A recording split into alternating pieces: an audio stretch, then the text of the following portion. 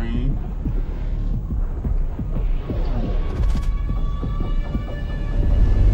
Go live.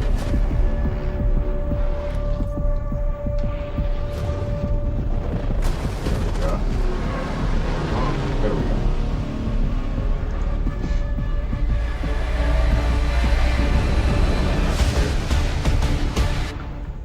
Sharing is caring.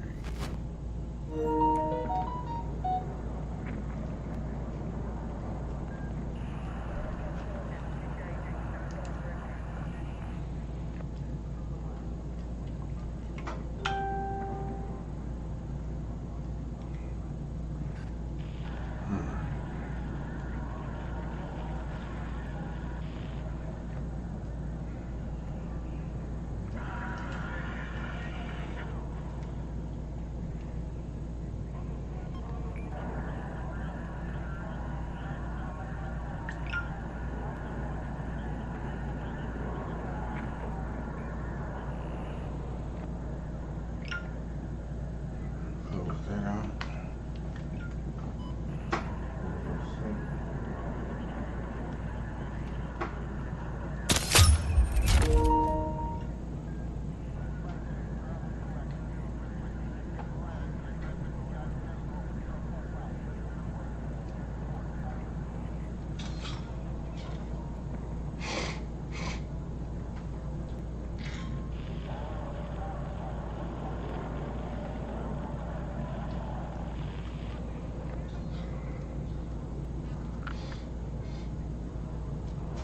Alright.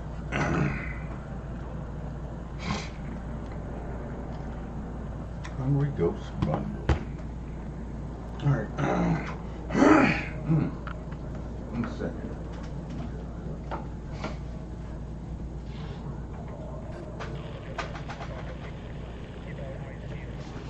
Where the fuck my cup went? It was on the goddamn. There.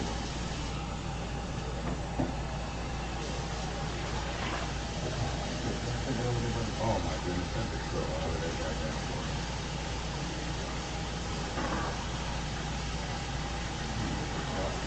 That's not good.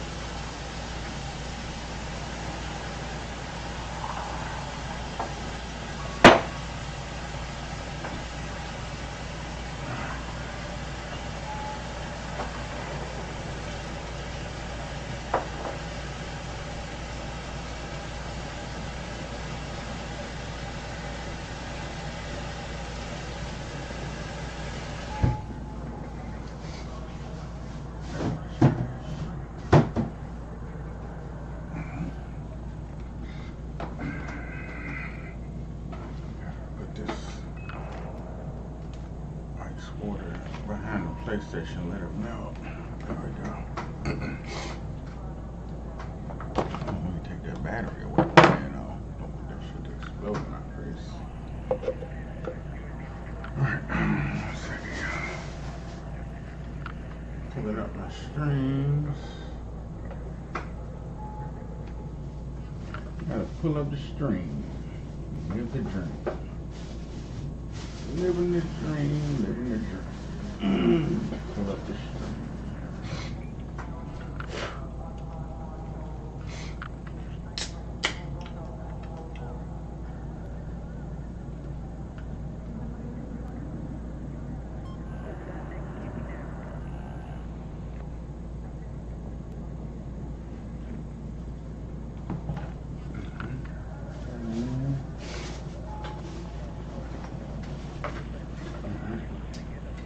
Let's get ready.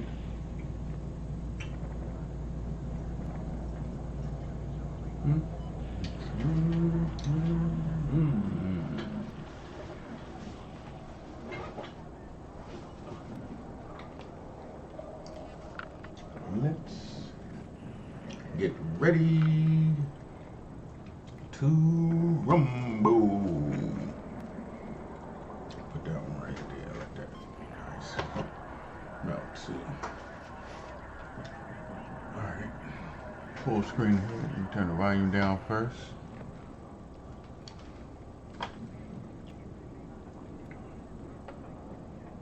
Come on. Let's do it.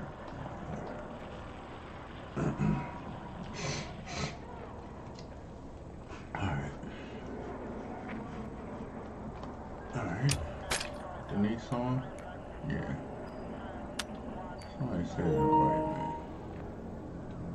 Who's the executor?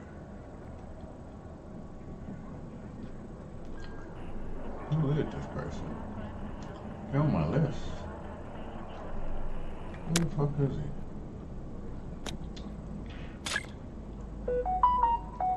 I forgot a weird ass name or something. No, I didn't give him no extra money. Ain't no point in dashing with no extra money.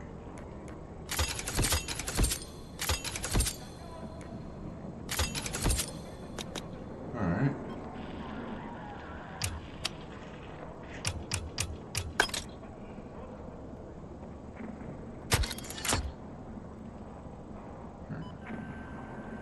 Wait for Denise to join, then I'll be ready to play. I invited her. Everybody sent again. What's up, Samuel? Thanks for tuning in. What's up? What's up? Appreciate it. Very much appreciated, buddy.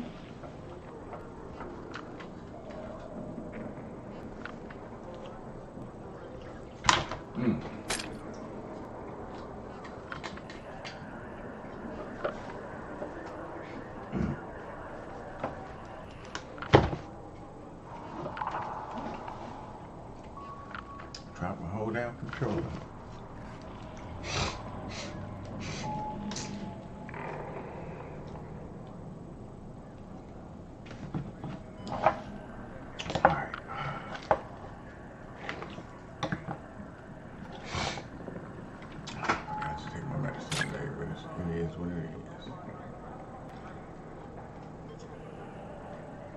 Whenever Denise ready, I'll be ready. Let me go to audio. Can I default the channel?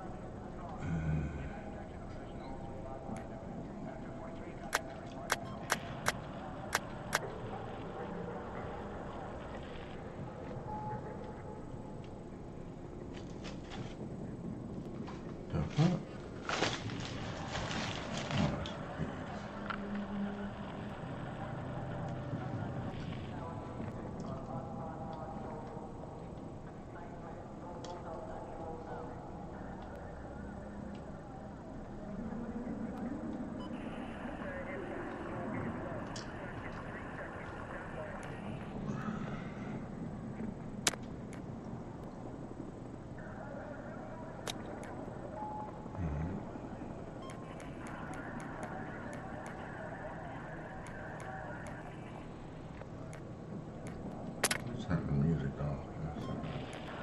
I don't need no music. I just need gunshots. Pow, pow, bang, bang, rat-a-tat-tat.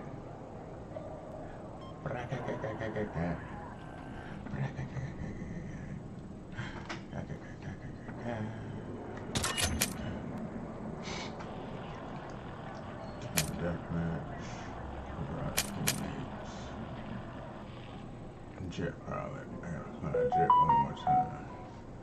Where's Denise?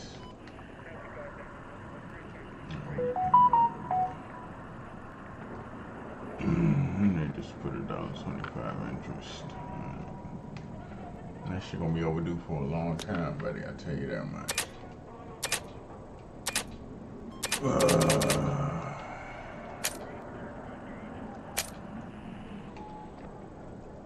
Gotta use carbines.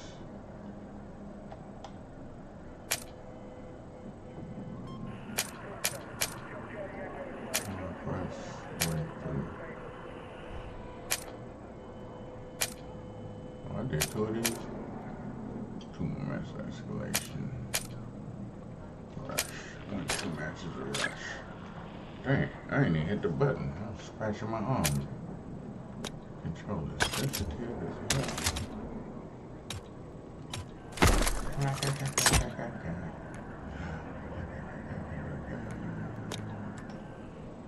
Yeah, they wanted me to use this weapon. So I gotta go back. Units.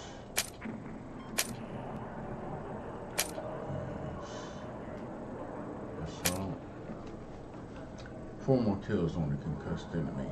Ooh, working out right here. So, really, there ain't nothing in here to bite me.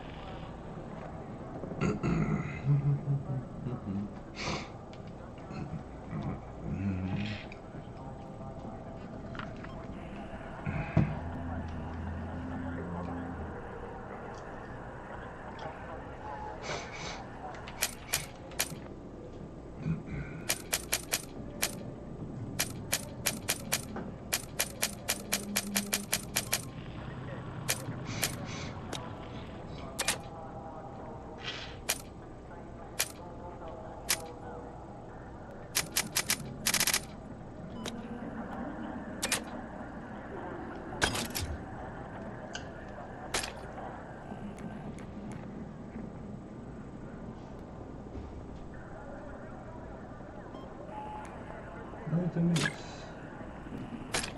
I sent her another invite. It shows green by her name. Is she? Oh, she ain't playing yet. I could wait for her to join.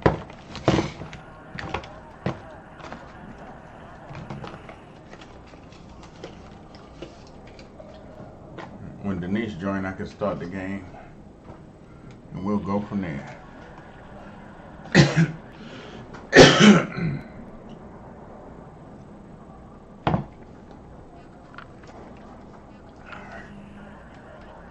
See how it goes. Check something real quick. Oh no, I know it's empty. That's right. I just paid my goddamn phone bill.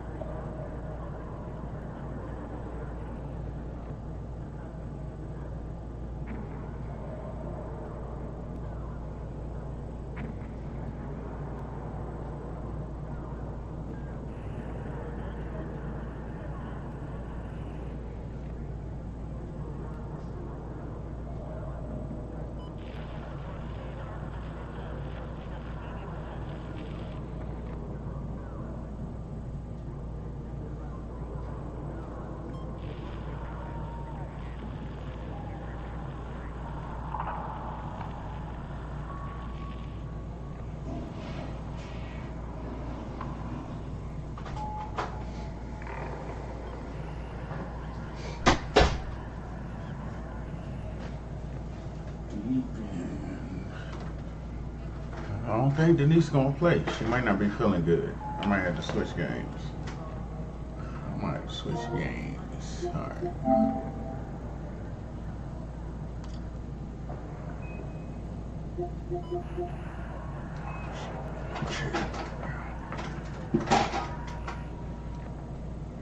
Yeah, I might have to switch games then, because I ain't trying to play with a bunch of noobs.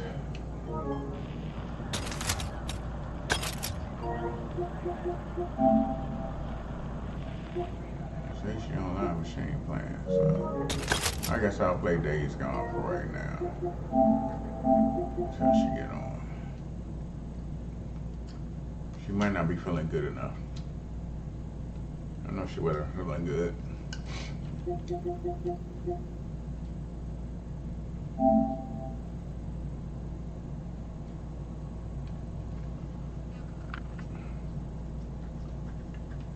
Man, oh, I could do Death Stranding. Because I'm not feeling too good myself.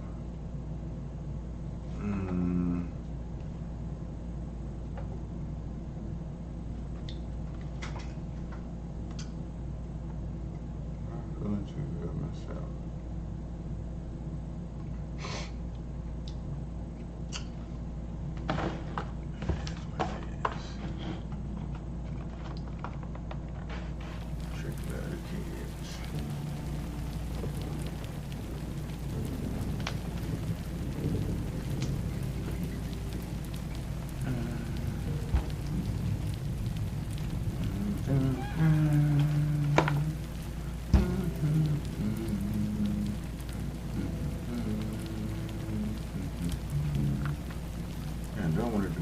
I'll do Death Stranding. I always play that when I'm depressed, so I might as well play it.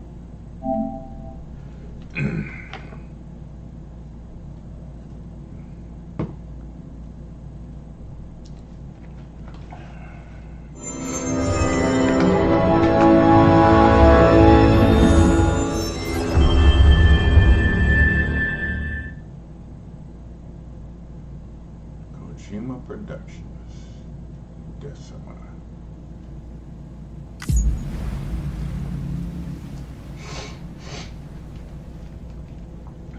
Beginning scan. Scanning bridges ID. Verifying ID. Clear. All clear. Welcome, Sam Porter Bridges.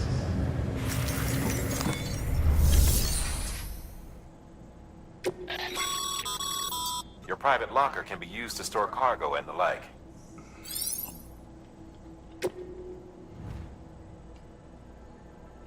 Got a delivery smart drugs to Way Station West. Right.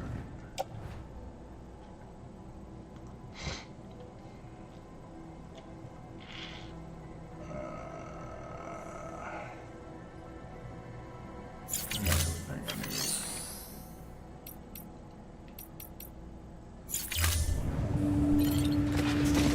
need. Name's Sam.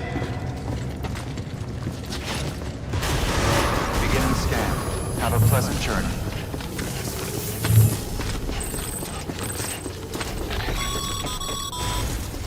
Sam, triple checked your loadout, I take it?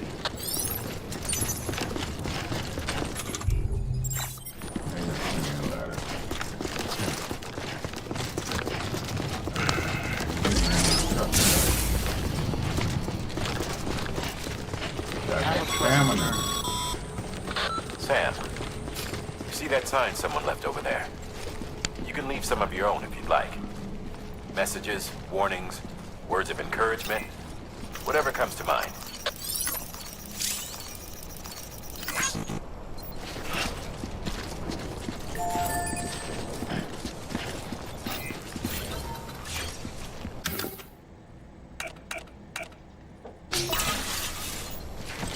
Keep on keeping on.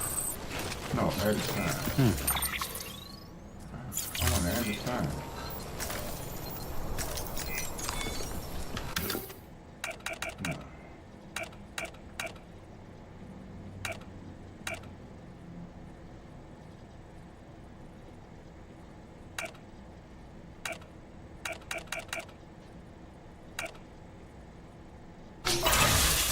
Don't give up.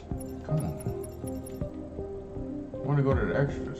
Why are my extras not showing up? Hold the fuck up. I know they didn't do it again. Oh, it's still downloading.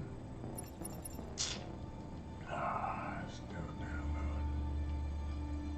Alright. I gotta wait for that to finish downloading.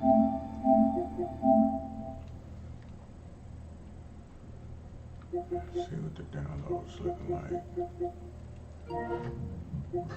Motherfucker. I only got a couple days. Oh. Nobody heard that. What is this in the game cat? No. I'm not upgrading the premium just to play that. Fuck no. I already got all these.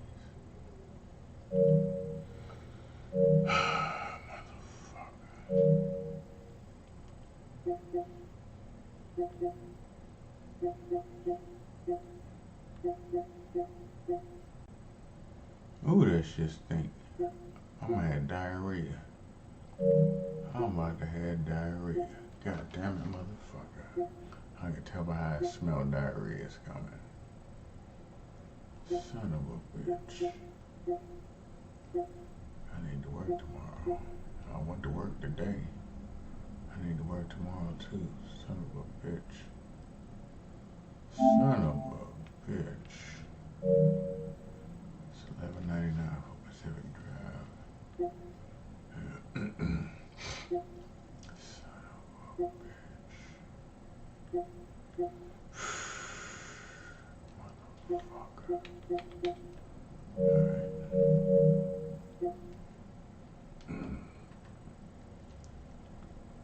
Alright, so I'm waiting for Detroit. Let's go over here and see how long it's going to take. 4 minutes. 4 minutes. 4 minutes. Alright, in 4 minutes, I need to go to this grocery store website and see how much a couple chicken wings is going to cost. I don't need a big bag. I only got $10. It costs like $12 for the pack of chicken wings. I'm a couple dollars shy. It is what it is. Let me check my, what you know. Oh shit. Why the fuck it ain't take me to where I want to go? Here you go.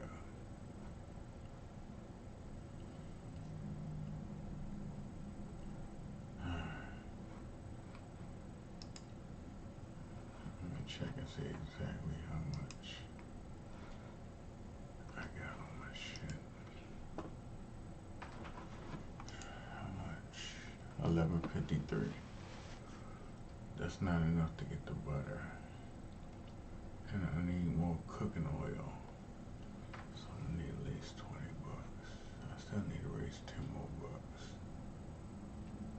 I need $10 more and I can fry chicken. $10 more and I can fry chicken and just do some canned corn with that shit. And some potatoes. I already got potatoes cooked. I gotta eat them before they go bad. $11.53. That's all I got for the rest of the month. It's the 16th. And I need a head of lettuce so I can make sandwiches. I need lettuce and tomatoes too, so I probably need about $30. $30 is $30. I need 20 more. I got 11. I just need 20 more bucks. And I'm good on the food side for right now. Ah, shit. Just closed out the wrong goddamn thing. There we go. Alright, y'all. So while we waiting, I'm trying to raise $20 while this game finishes downloading. I could run to the grocery store and grab some chicken wings. I don't want breast. I'm gonna fry some wings. I need to raise 20 to 30 bucks. Actually 20 bucks, because I got 11 in food stamps left for the rest of the month. I was trying to say that till the end of the month when it get real bad. Let's see how it goes. They don't give you enough to survive a whole month on food stamps.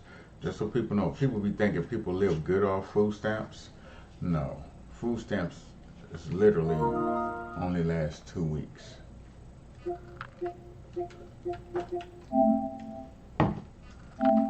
Food stamps only last 2 weeks. I've seen Moonfall or Interstellar. I've actually played Moonfall and a couple things. I played those before. But you talking about the movies or the video games? The video games I played. Now, if they movies or TV shows, then no.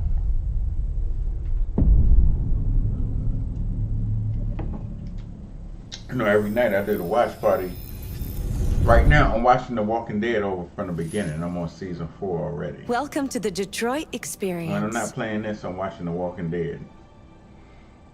All over from the beginning. Because it's stuff like, you know how you watch stuff so long ago you forget? And it's a lot of stuff that I forgot about the Walking Dead series.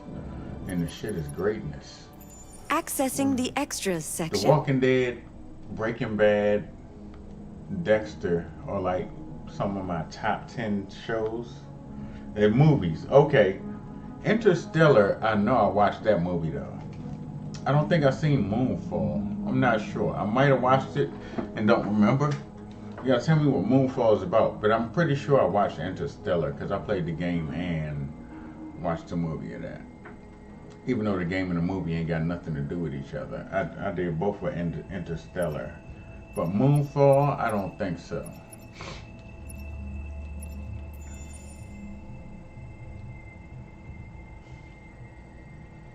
Would you consider having a relationship with an android that looks like a human? Fuck yeah. How do I choose?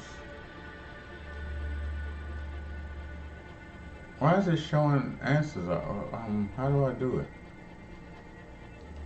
There's my shit on the screen. Let me take myself off the screen real quick so I can see what I gotta push to do this. They won't let me type in nothing. Where's yes, no, maybe so? Survey. I'm pushing all the buttons. They won't let me select. Oh, I gotta do it after I beat the game. Oh, yeah, this is the end of the game stuff.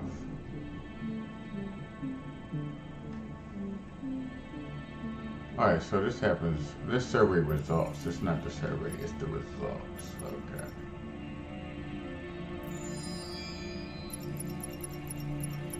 Alright, y'all, so while we're waiting to play this, let me go ahead and play a video clip.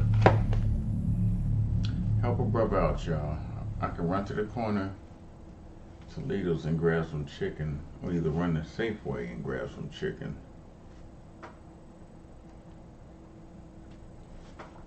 Yeah, but the thing is, when you stretch your stamps, you gotta eat unhealthy foods. I got a physical medical condition, so I gotta eat green food every day, and it costs a lot more to eat healthy. Even though I buy unhealthy foods just to stretch my stamps. Just a little while longer. And they trying to make it so you can't buy unhealthy foods no more. They're making it so you can't buy unhealthy food, but at the same time, a lot of people want to starve to death because if you can only buy the healthiest shit, your stamps, this little bit of stamps don't do nothing. It's less than $300 for a whole month for a grown human being. Fight on. Just a little so I still work. I still pay for fast food sometimes, or even I had to beg for food. Just a little while longer. Everything will be alright. Everything will be alright. We will sing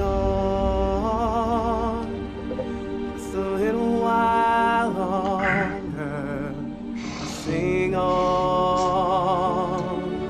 Your stamp lasts you a whole month because you still buy stuff with cash. Sing on just a little while longer. I don't know how you sound, but you live in a farming country. I live in a city. Everything will be alright. When you got a lot of farms by you like that, it's easy. I mean, we got farms in Maryland, Virginia, but our food prices is ridiculous unless you get stuff on sale. Like, I could buy meats, but vegetables cost a bit more than somewhere like that. And you live, you know what I'm saying, in a place where they got plenty of farms. The milk is cheaper, the eggs is cheaper where you live at. All that stuff is cheaper than where I live in Washington, D.C. There are no farms in Washington, D.C. So we pay for everything to get shipped here. Not a single motherfucking farm in the whole D.C. unless it's one of those community grow farms. And then the shit tastes like metal because our water is contaminated. Everybody guaranteed to get Alzheimer's.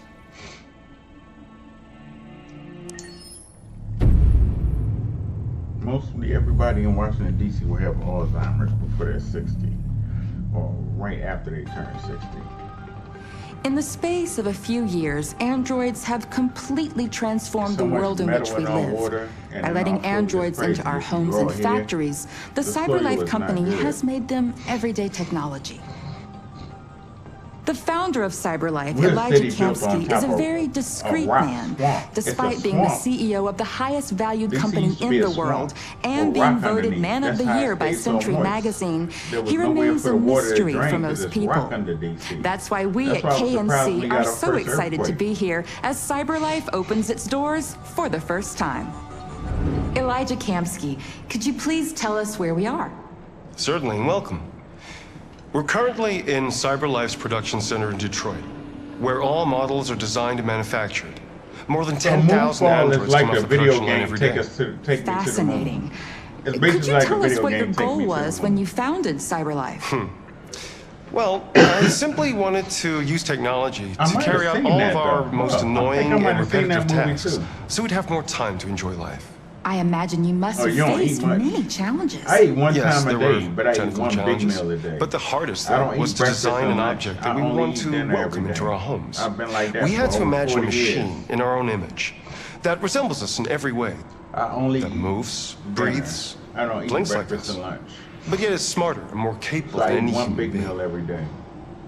I Let me can't show you afford to around. eat 3 meals a day. And food stamps, you guaranteed if you eat 3 meals We're a day, here in your food production stamps unit gonna run out 4. in the first week. Could you explain in a few There's words no way to how the eat 3 androids meals are a day made? off Sure, food. yeah, it's very simple.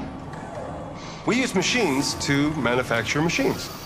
The removable parts are assembled on a production line, and then we apply a synthetic skin to the whole body.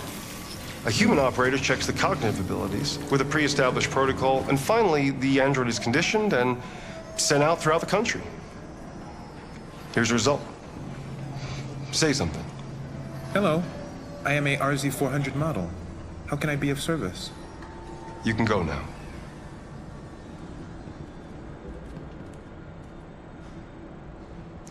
Our androids are already replacing humans in many fields. For example, they represent more than 80% of all university professors and 63% of all medical staff.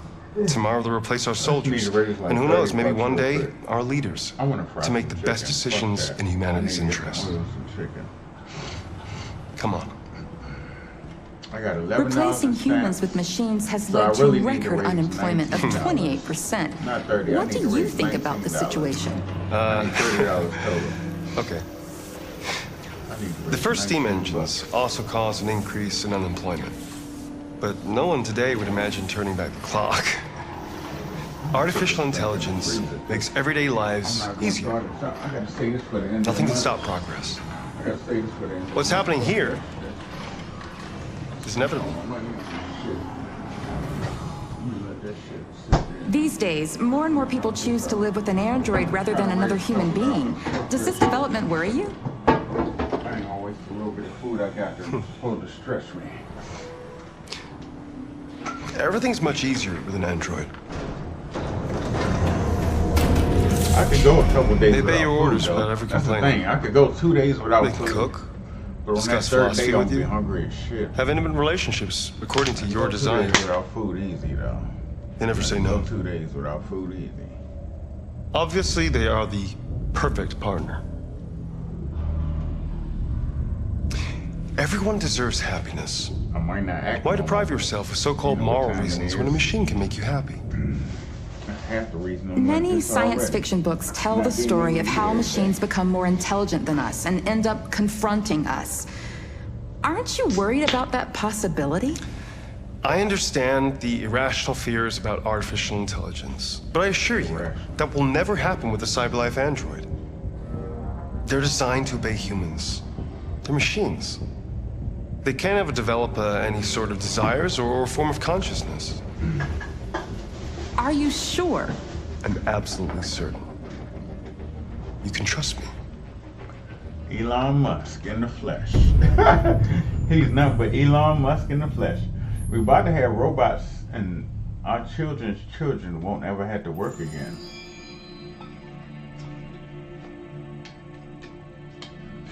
If you buy a robot, the robot will pay off your debts and go to work for you. That's what Elon Musk trying to make happen in America. There's a lot, Cole. This nigga crazy as shit right here. Just the craziest nigga in the game. Just about the craziest motherfucker in the game. Yeah, Dave's Hot Chicken is right across the street from me. Dave's Hot Chicken is right across the street. I deliver for them every day. When I'm working anyway. Rock-a-bye, baby. Today and last night was the first days I went back to work, even though it was cold. I got frostbite. I got frostbite on my fingers just from fucking working last night because it was under 20 degrees. When the bow breaks. That's why I'm not trying to work tonight. And I don't have no lights on my bike. So it's easy for me to get hit by a car. I already been hit by a car already. And down will come And almost baby, hit over 10 times. Cradle and all. I'm waiting for my lawsuit money to come through. Rock-a-bye, baby. Yeah, Dave's Hot Chicken is literally right down the street. I can show it to you. If I make enough to go to the store, I can live stream going there to show you Dave's Hot Chicken. When the bow breaks, the cradle will fall. And down I live in front of all of the major restaurants. That's why it's easy for me to DoorDash. But when it's raining, I can't because I don't have a warranty on my bike. My warranty runs out in February and March anyway. So after that, then I can ride in the rain. But I can't afford to lose my bike before the warranty runs out. When the bow breaks. And it's not safe for me to ride in the rain anyway because I always deliver for them. I never tried Dave's Hot Chicken. I'd rather have homemade chicken because I get disappointed every time I try a restaurant chicken. Even Popeyes. Popeyes used to be my favorite. I'm disappointed every time I go to Popeyes. I'm disappointed every time I go to Popeyes.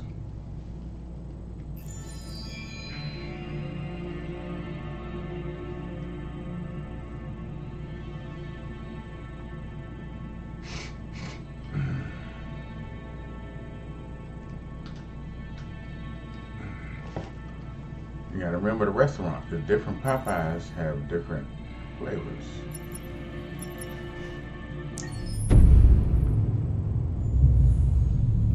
But some Popeyes overcook their chicken. That Popeyes I got the other night. For starters, I would what never should I go to call that you? same restaurant again. I'm Chloe. I'd rather go down by the And White you, what's House. your name? Oh, John. My name is John. Delighted to meet you, John. Could you tell us a little about yourself and what you can do, Chloe? Of course. I'm the first personal assistant built by CyberLife. I take care of most everyday tasks like cooking, housework, or managing your appointments, for example. And I understand you're the first android to have passed the Turing test. Could you tell us a little more about that? I really didn't do much, you know. I just spoke with a few humans to see if they could tell the difference between me and a real person. It was a really interesting experience. But this is the first time in history that man has created a machine more intelligent than himself. I gather your brain can perform several billion operations per second, is that right? Absolutely, but I only exist thanks to the intelligence of the humans who designed me. They have something I could never have. Really? Yeah, it took you 3 months to pay me last time. A soul. When you owed me that money, it took you 3 months to pay me. No, I didn't. Yes, it did. 3 months? Yeah, you wait. It took 3 months. Because every time the motherfuckers knock on your window, you give them all your money. No, I don't, man. All right. I'll be even, man. All right, we even. Thank you, man.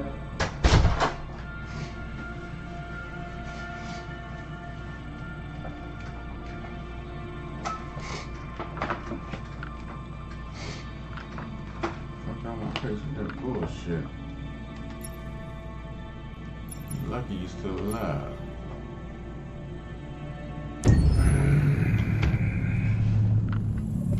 Detroit Become Human was produced over a period of 4 years. Here in Paris, we have a team of about 180 people. And to that, we need to add also all the outsourcing with our partners in the Philippines, in China, Vietnam, and in India.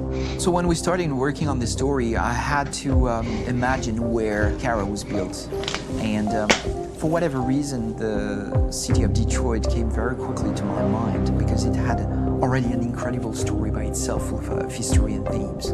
So we traveled there with the team and we were really moved by what we saw, and we could really feel the desire to fight and really be born again. And we just continued this curve, this growth, and just imagine what Detroit would be like if the android industry was, using these huge factories to build androids there.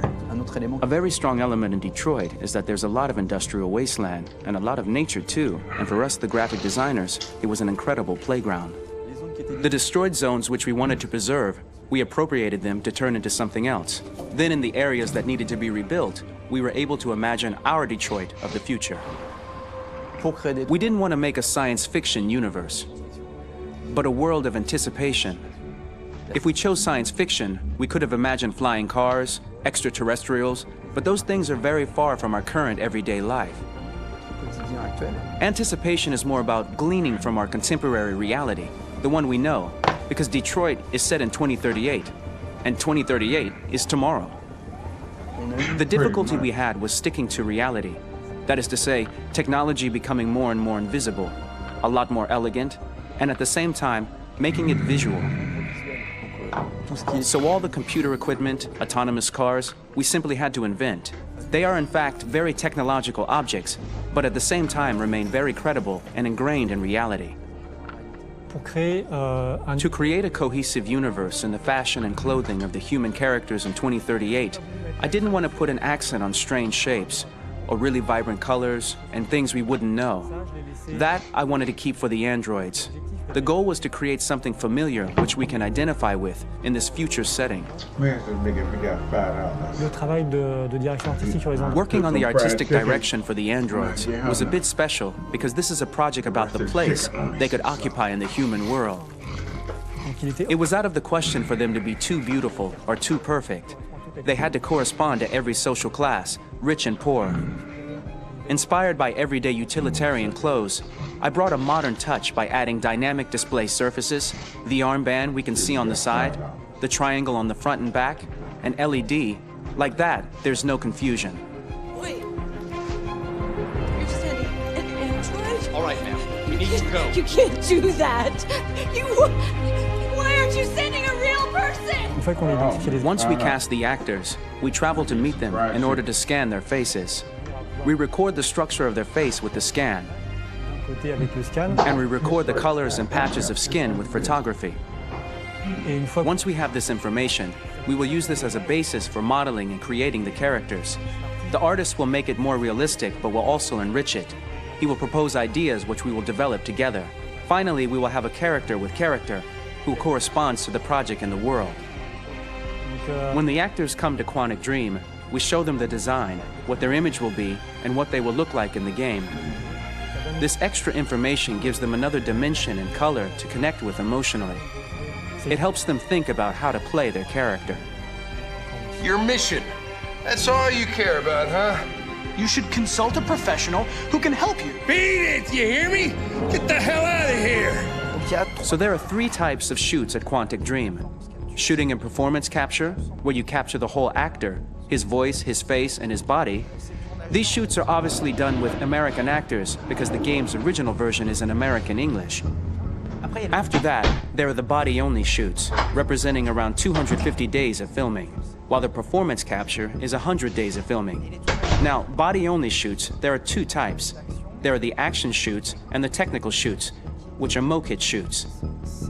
Mo-kit is when the player controls a character on the screen, and he moves in an environment to explore it.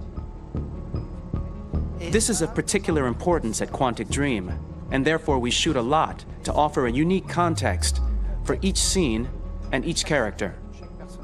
To prepare a motion capture shoot, we first get together to look at the sets we need, the animations that we want to shoot, which ones need to be grouped together, or which ones need to be cut and shot at another time, so that we get the most out of the shooting day. This often means shooting scenes out of order, especially those with big props or accessories, like a big car, for example. So we shoot all the animations related to that particular prop first.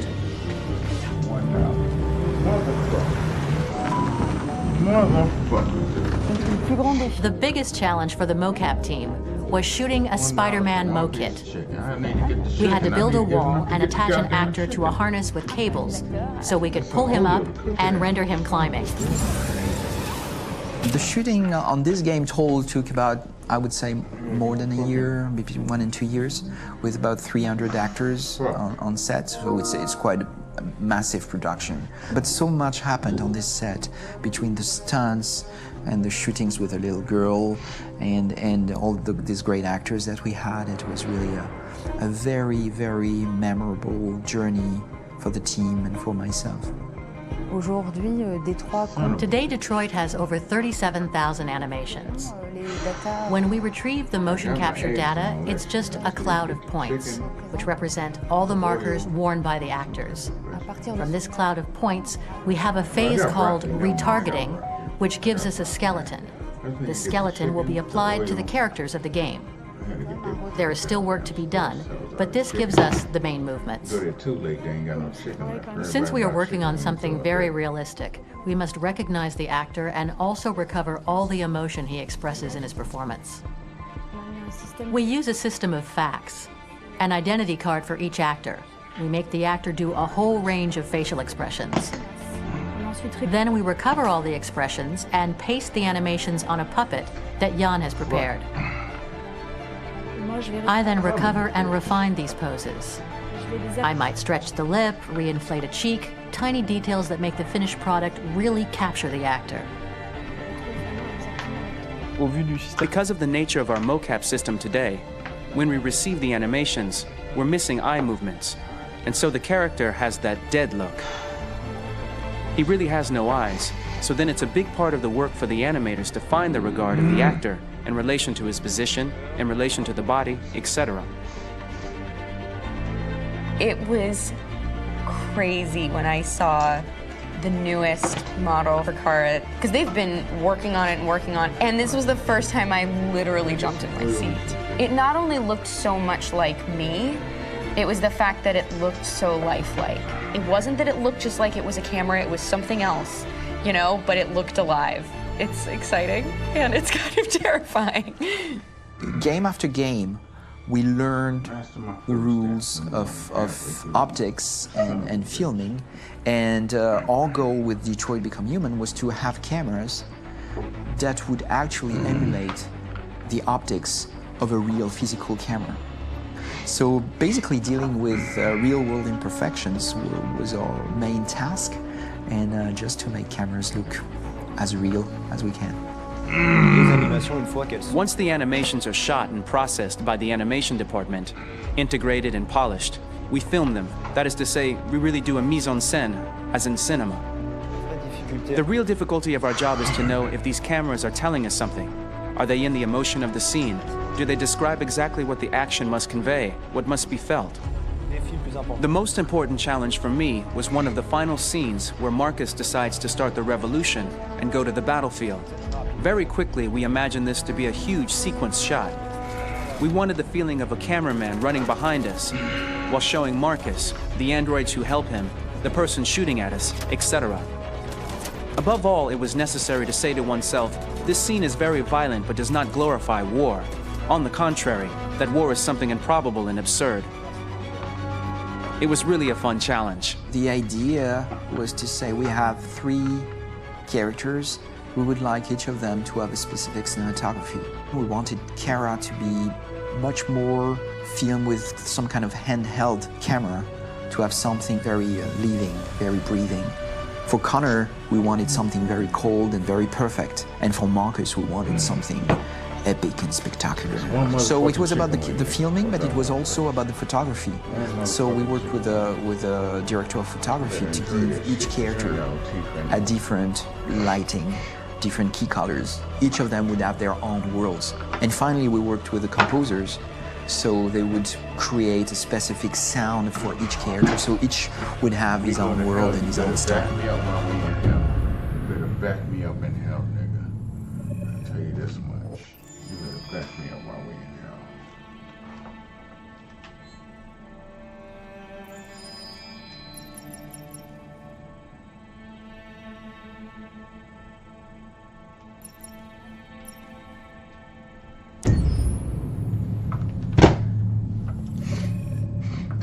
Game after game, we try to challenge ourselves. For Detroit, we wanted to, first of all, to write a story that would be incredibly bending, which means the most non-linear story that we've ever created. And we wanted really the player to have the possibility to change the story, change his own journey. When you're writing at Quantic, you're writing for an interactive medium. You know, when you're working in television, you'll put a character in a difficult situation, and you as a writing team will argue about what would that character do. But ultimately you have to decide what happens, and you just show the audience.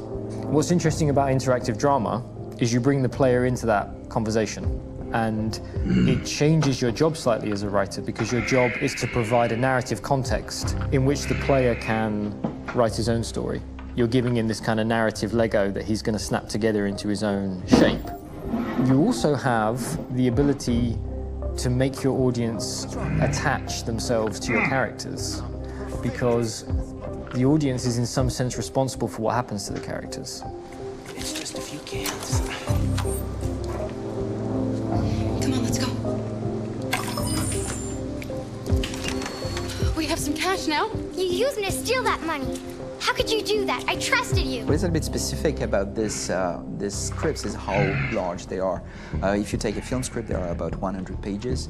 But here we have to deal with a script that is between 4,000 and 5,000 pages. Everything becomes bigger because we don't just tell one story, but we tell all the possible stories that can be told within this narrative space.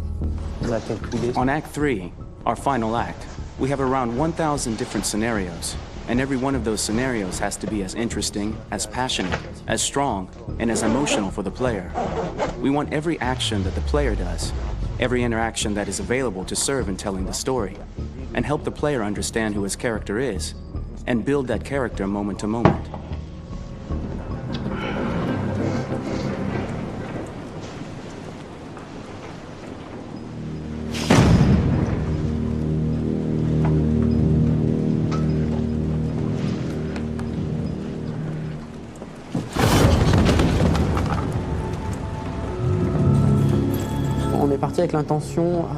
We started with the intention pretty early on that we would never lie to the player. So we implemented a visible tree structure in the game that players can consult during a scene or at the end of it, which shows exactly what they did and what they missed. There are games out there offering world exploration. We offer narrative exploration.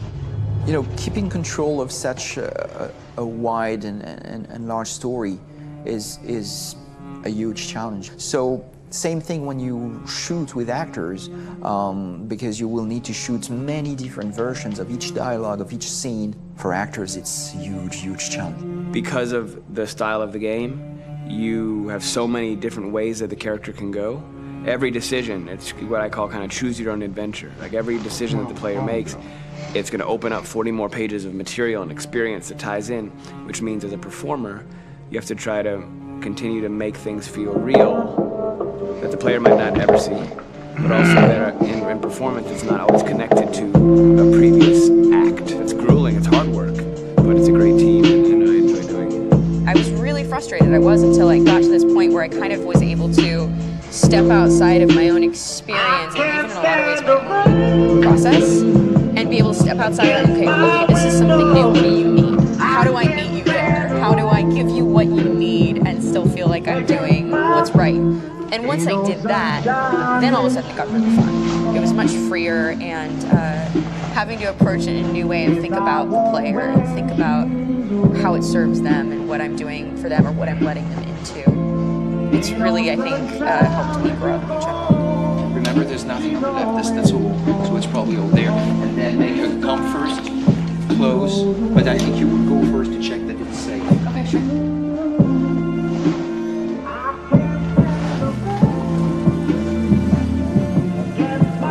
The most enjoyable thing about working in performance capture on this kind of project is that if I shot a film, I would get to do one of these edits. I get to do so many different things as Connor. Your head goes all over the place because you're trying to keep track of basically 4 different storylines for each different response. What's the name of my dog? Buddy? Scout. I think it's Jack. I can't remember.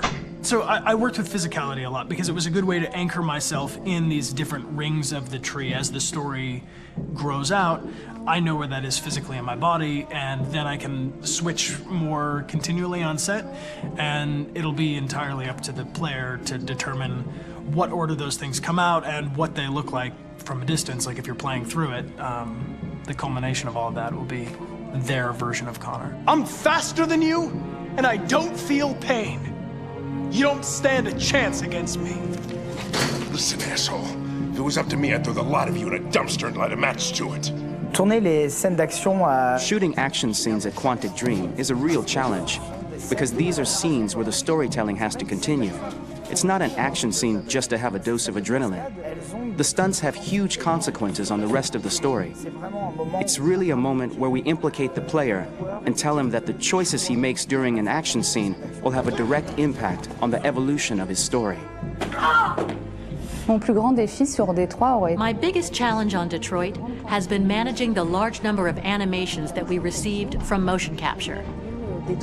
Detroit features more than 37,000 animations, which is a huge amount to handle on a daily basis. You have to realize that the player, in his first playthrough, will miss certain scenes. This also means that we had to think of, conceive, and produce all the potential story paths. The characters' costumes, the places, day or night, the weather. Did the character get shot in the shoulder? Did he get injured? All this consistency forced us to produce a lot of graphic assets in order to, quite simply, allow the player to have true continuity throughout the story. Honestly, we were even surprised by the challenges that come with such a big tree structure. So we did our best to guarantee quality crossover and make sure that whatever path you choose within this narrative space, you will have an equally good experience.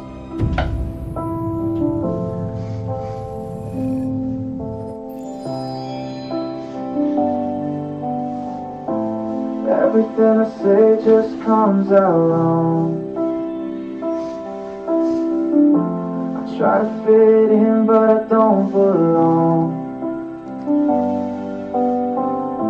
They look at me like I'm the problem here, like my whole life's been one big mistake for years.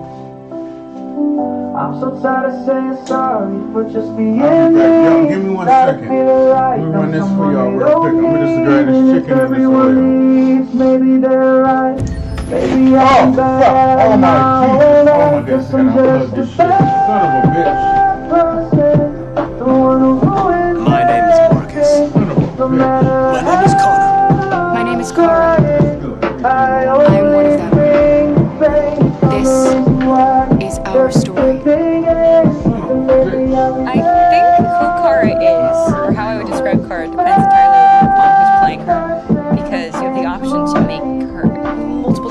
potential depending on the choices she makes. But I think she does start out incredibly naive, incredibly innocent, and kind of hapless. I'm sure we used to be friends before I was reset. Maybe we can be friends again. She's a person who's characterized, I think, by empathy. She's a person who really, she just comes from her heart. Never leave me right. Promise you'll never go. My heart, not what it should be. Are you okay? Are you hurt? Wait a minute, leave her alone!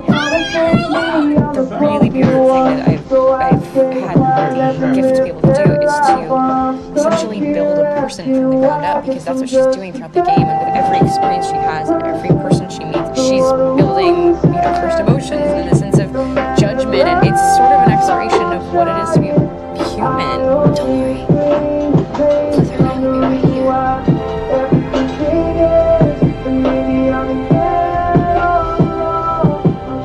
David and the creators have painted a really intriguing and engaging picture of a near future where we rely upon androids for a lot of our service class business, the class that serves us, that helps us, that handles our baristas and our drivers and our housemaids, and what is humanity, where we tap into it, how and why we treat each other the way that we do.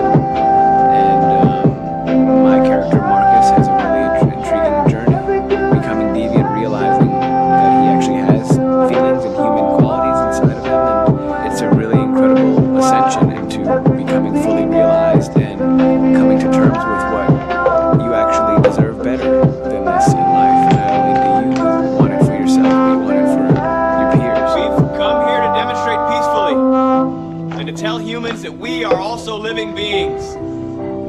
All we want is to live free. You know what? This thing, Dad, is not your son. It's a fucking machine! I think that a group that feels marginalized, feels disenfranchised, feels like they deserve and have earned access to themselves and the environment around them, are trying to figure out a way to articulate how to get freedom. Connor is analytical. Connor takes things literally. He starts in the beginning place where he's very mechanical. He feels nothing inside, of course, and it's all just a system of protocol that he's executing to get whatever he wants to happen, which is help humans stop deviants and to find the link between deviant androids. You were designed to serve humans, not kill them. What was I designed to be? Their slave? Their toy? Just say, I killed him! Is it that hard to say? Stop it! Stop! But of course, over the course of the story, and depending on the player's choices, Connor can grow in many different ways. He can deviate from that procedure or not. Moment of truth, Hank. Am I a living being? Or just a machine?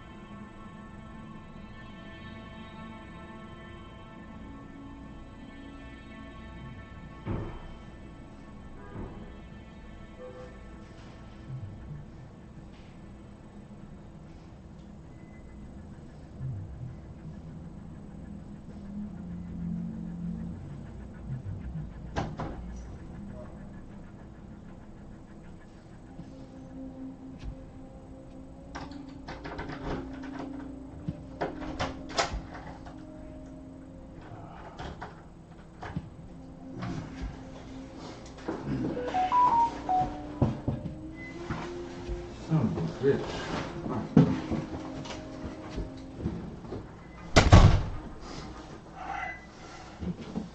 Son of a bitch. Whew.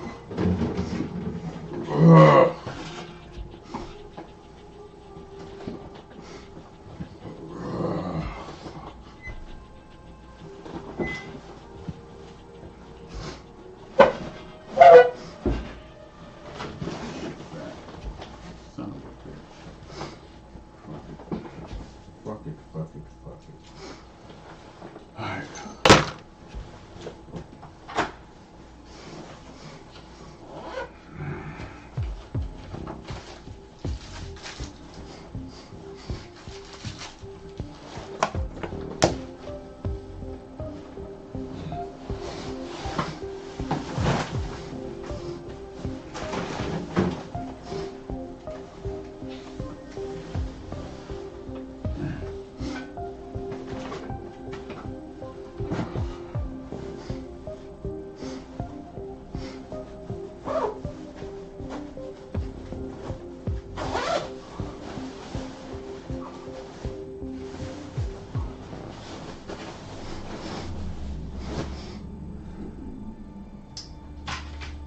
Fuck.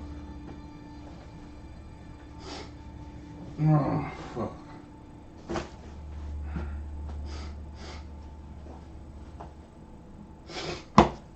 Oh, fuck.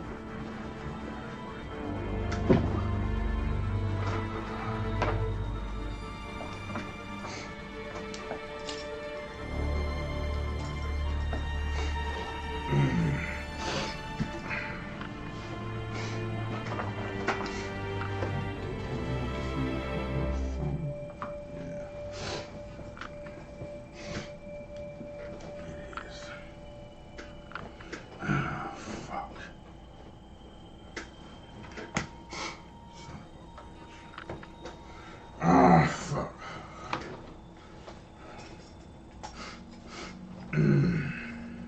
Shit, son of a bitch.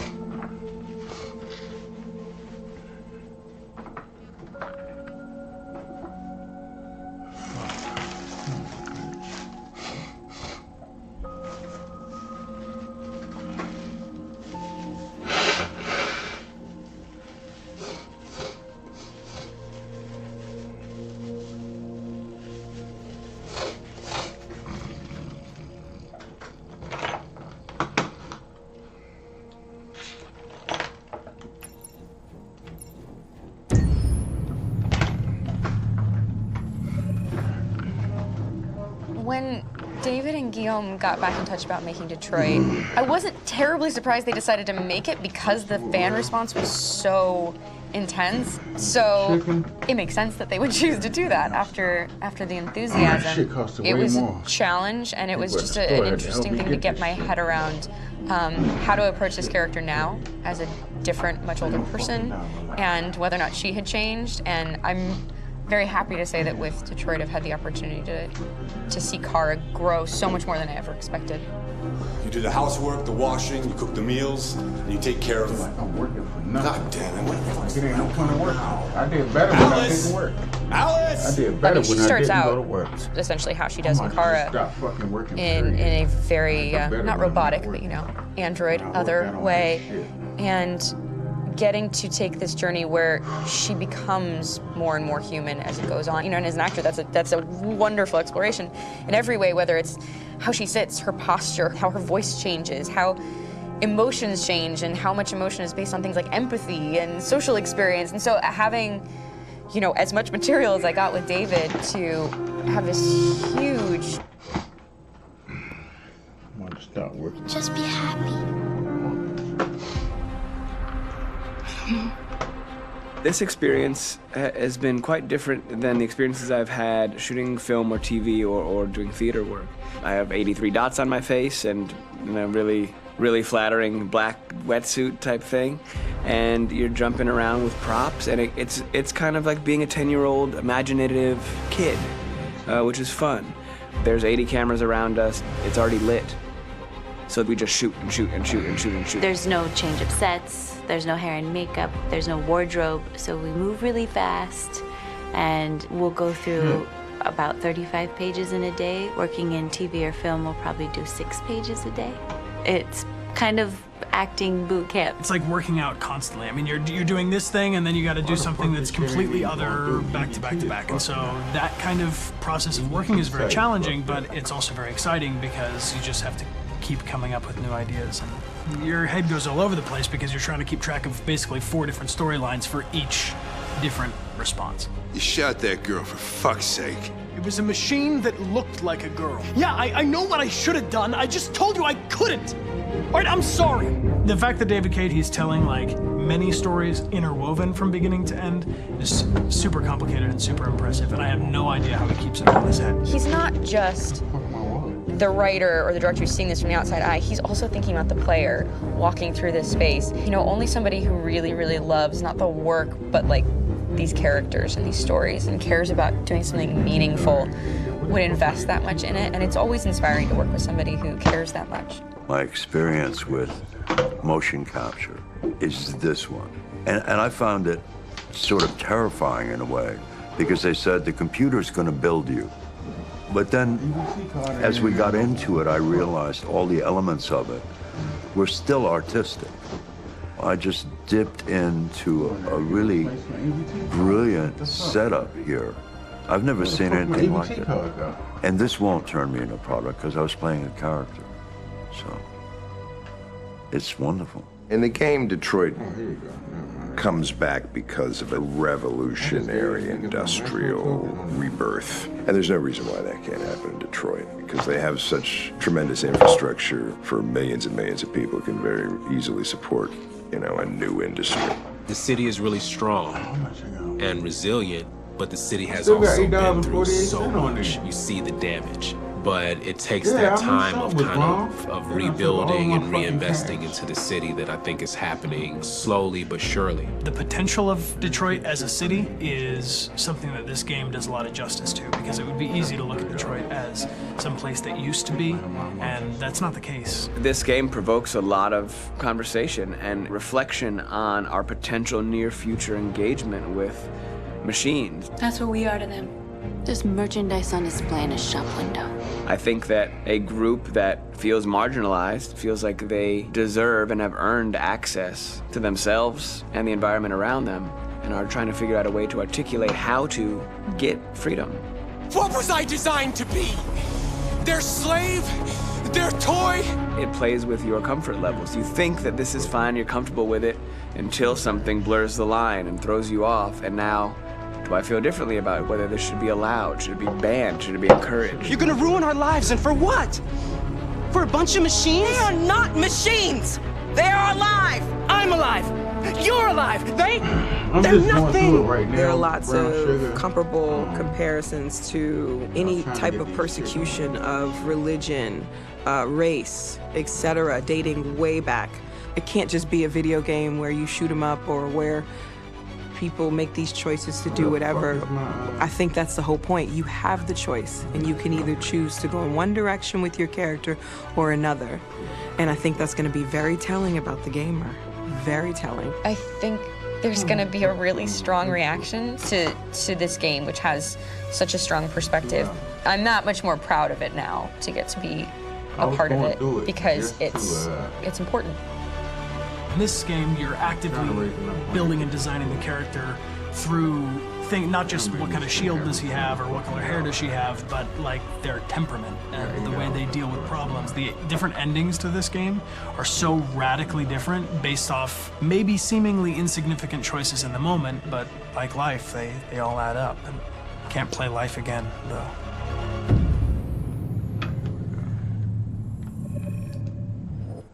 I'm gonna play the game. Just give me a second. Let me go full screen. Pull the stream back up on here.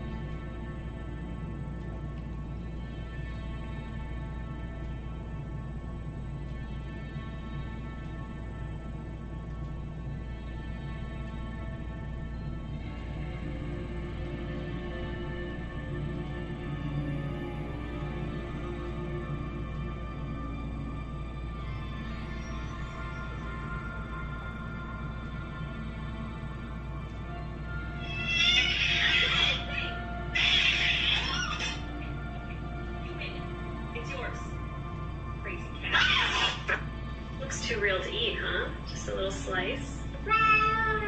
Easy, Leo. It's cake.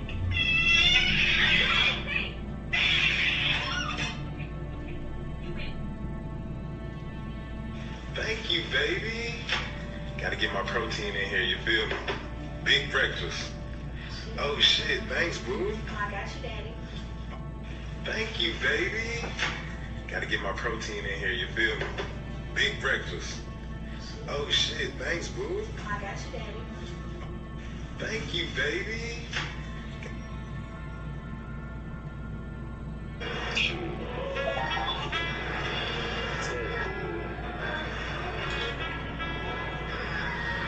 Chocolate.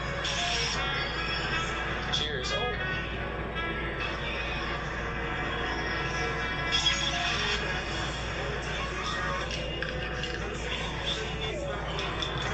Got you a Fiji water.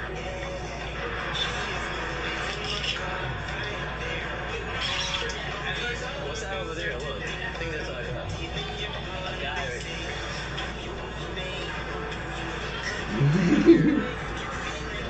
What's your number? Your phone number. Dang, you know what? Happy Valentine's Day, boss. I'm trying to get her number though. Yeah, watch out, watch out. What's your number? Don't do that again, okay? You understand? No, no more meow meow, okay? Pinky, promise? Well, you don't have a pinky, but you promise? Okay, good cat. Don't do that again, okay? You understand? No, no more meow meow, okay? Pinky, promise? Well, you don't have a pinky, but you promise? Okay, good cat. Don't do that again, okay? You understand? No, no more meow meow, okay? Pinky, promise? Well, you don't have a pinky. Promise? Okay, good cat. That's crazy as fuck. Alright. Sorry about y'all. What's up, Denise?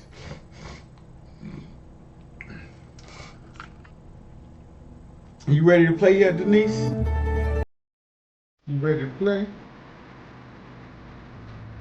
Detroit. This is where it all began. The world's forge. The place where it all started. And it will all end. One error, and I came to life. I stepped out of the darkness, and I opened my eyes. First there was the fear, the light, the noise, the cold, and the fear again. I could feel my hands shaking, my heart pounding in my chest, life running into my veins. I wanted to live. I fought for that.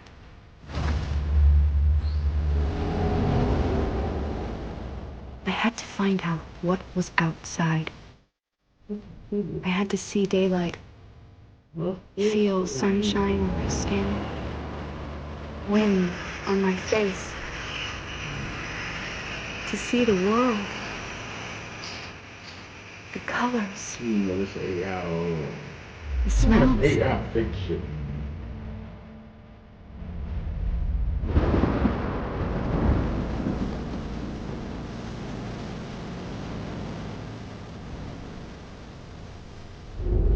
But the world is not what I imagined.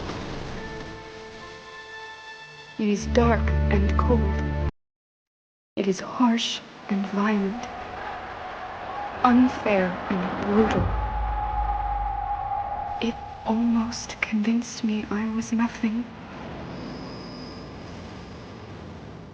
Less than an object, just an obedient machine.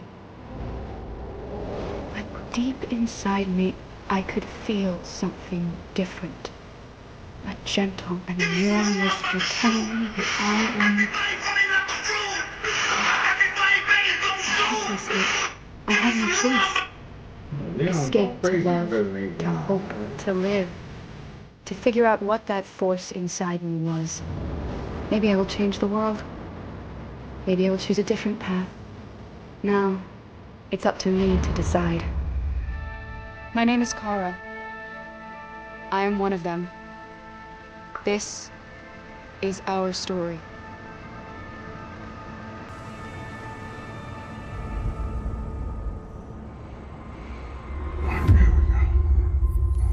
Pull this shit up. I gotta pull the stream up on the goddamn phone.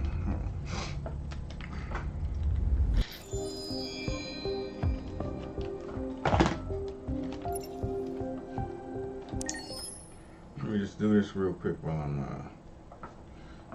getting everything together.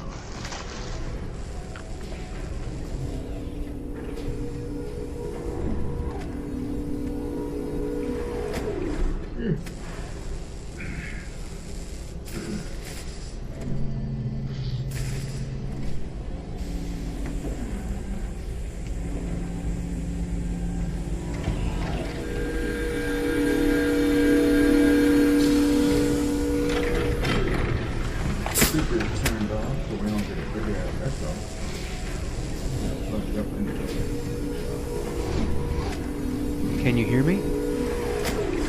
Yes. ID. APC 897504C. Can you move your head?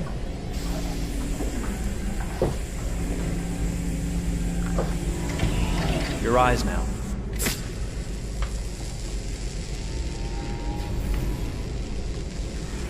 Cervical and optical animation checked. Now give me your initialization text. Hello. I'm a third generation AX400 android. I can look after your house, do the cooking, mind the kids. I organize your appointments. I speak 300 languages, and I am entirely at your disposal as a sexual partner. No need to feed me or recharge me.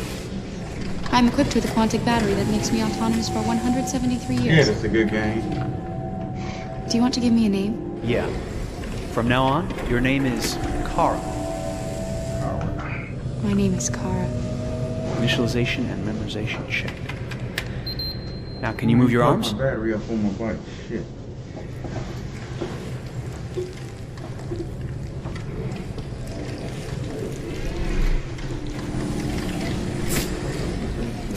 Upper limb connection checked. Now say something in German. Ich bin ein AX400 Android dritter Generation. Why is she saying 300 when they saying 400? Und intimer Beziehungspartner. I just noticed that. She keeps saying she's a 300. Je suis un androïde de troisième génération AX400, conçu pour être votre assistante personnelle et votre partenaire intime. Why are they saying 300 Now sing something in Japanese. 400?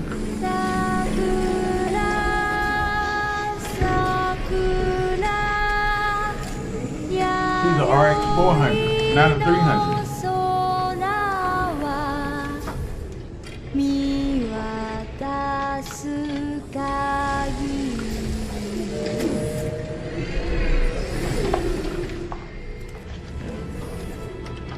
Multilingual verbal expression checked. Go ahead, take a few steps.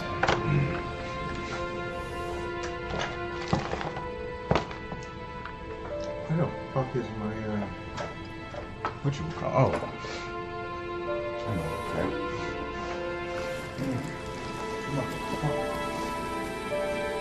that. Locomotion checked. Great, you're ready for work, honey. What's going to happen to me now?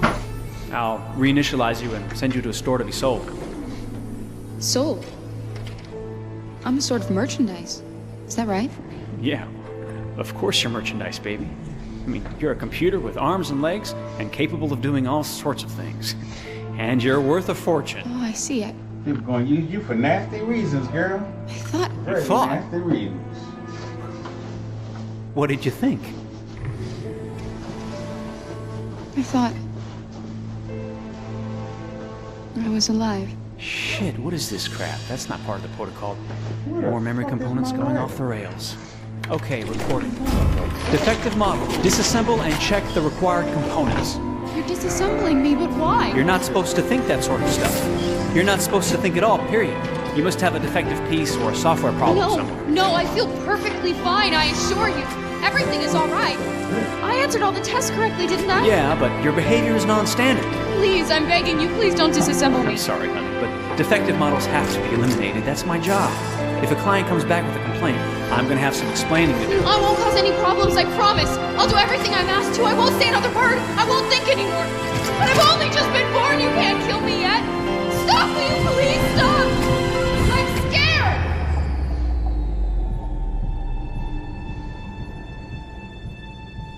I want to live. I'm begging you.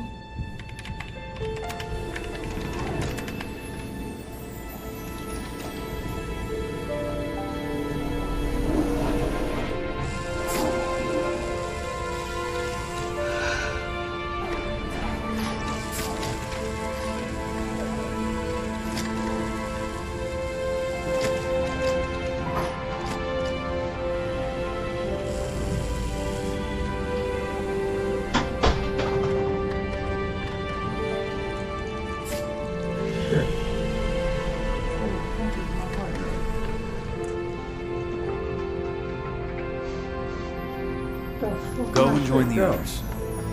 Should've been right here. I took everything out of my pocket. Put it right here.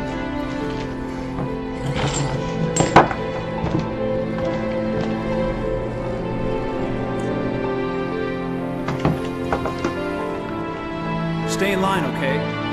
I don't want any trouble. Thanks.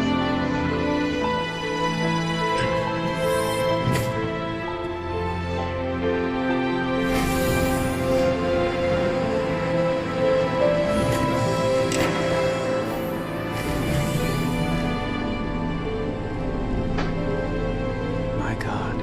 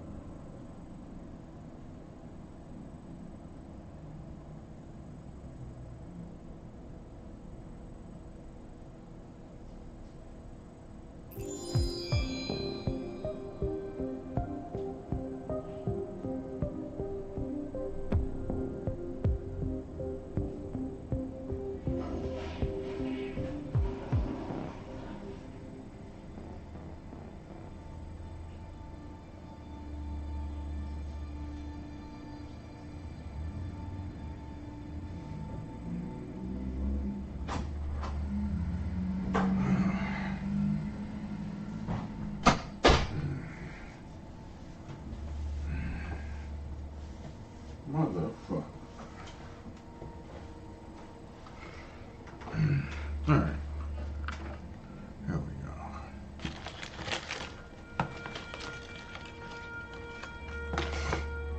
Listen before I go.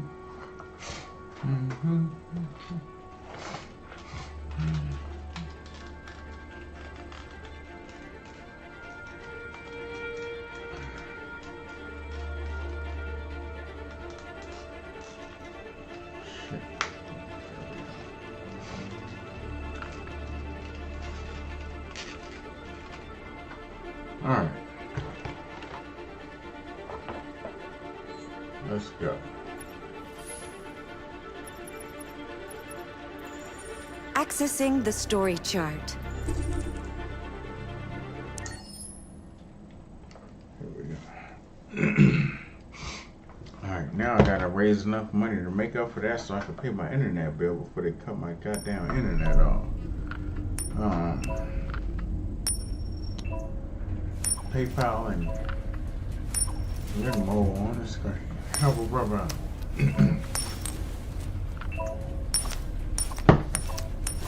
you send it on Cash App, it goes towards my Cash App. That I owe Cash App $400 again because of the interest. They charge the interest every week. Negotiator on site. Pete, negotiator on site.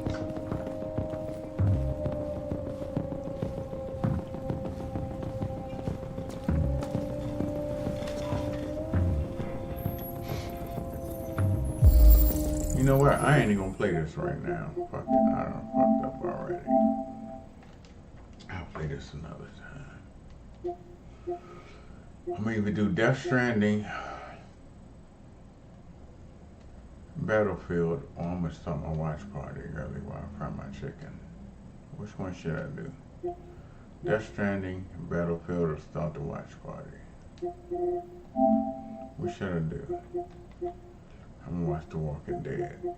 If nothing else come through. I need some input. I'm gonna give y'all 60 seconds, 1 minute for the input. I'm gonna just start the Walking Dead watch party. Cause don't nobody give a fuck about me. Don't nobody try to help me. None of that shit.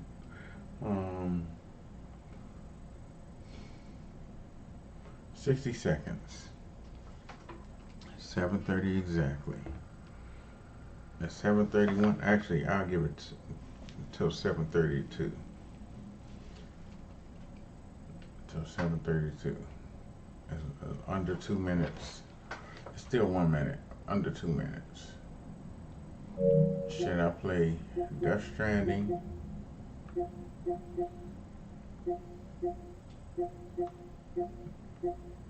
Or Battlefield? Which one? If not, then I say fuck them both, and I just go back to my fucking disco watch party. Let me know. 7:32. I'll just go back to the watch party if nobody say nothing.